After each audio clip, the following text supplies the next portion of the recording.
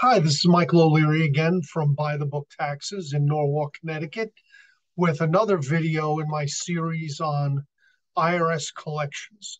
This video is the third in a series I'm doing on IRS tax liens. The first one I did was kind of a general overview of IRS tax liens. The second one was on subordinating an IRS tax lien. And this one today is going to be on discharging an asset from an IRS tax lien. So here's how it works. IRS tax liens are placed on a taxpayer's social security number, but they attach to the taxpayer's assets. Many times I'll get a phone call and the potential client will say, well, the IRS put a lien on my house. Well, not exactly. They put a lien on your social security number, but the lien attaches to all the assets that you own. One of them could be your house. So when you discharge an asset from an IRS tax lien, you are getting the asset out from under the lien.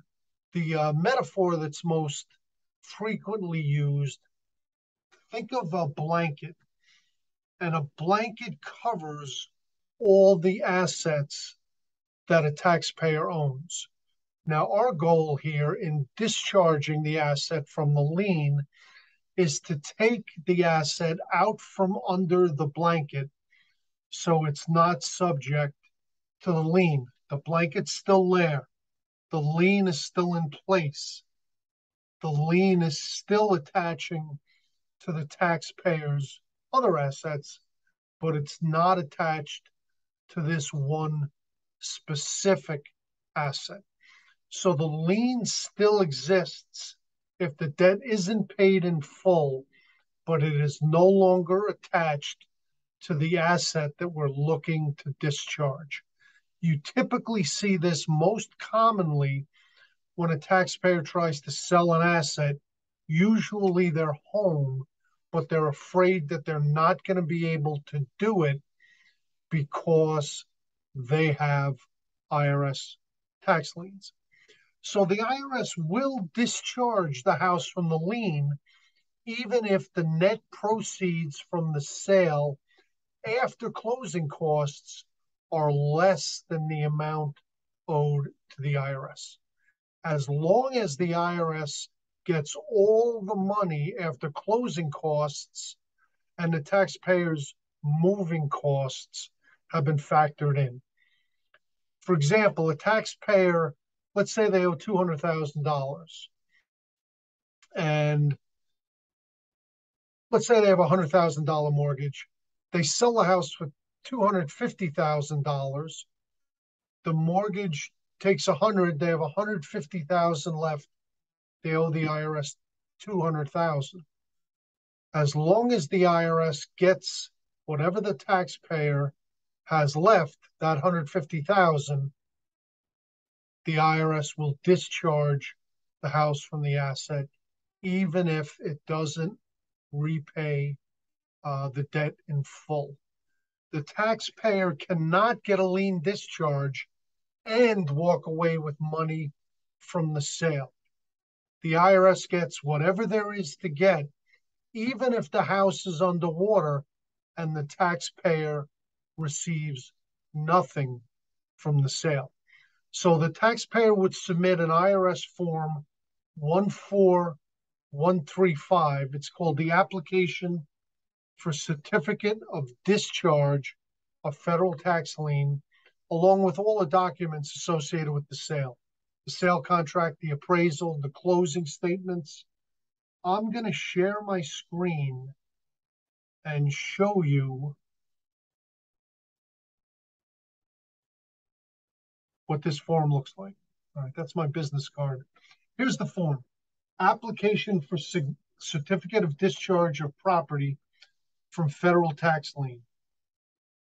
So here's the information you fill out, the taxpayer.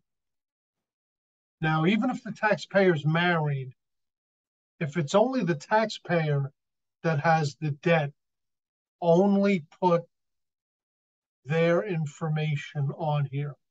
If they have a spouse, but the spouse is not liable for any of the taxes, don't put them on there. Just the person who has the debt. So there's the taxpayer information. There's the applicant information.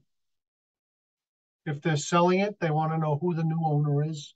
They want to make sure they're not selling it to like a family member for less than fair market value.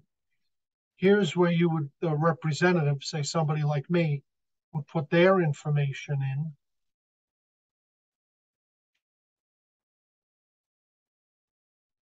I think what you would put in part 5 is really the title company information.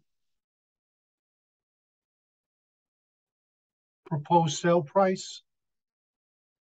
Expected proceeds to be paid to the IRS.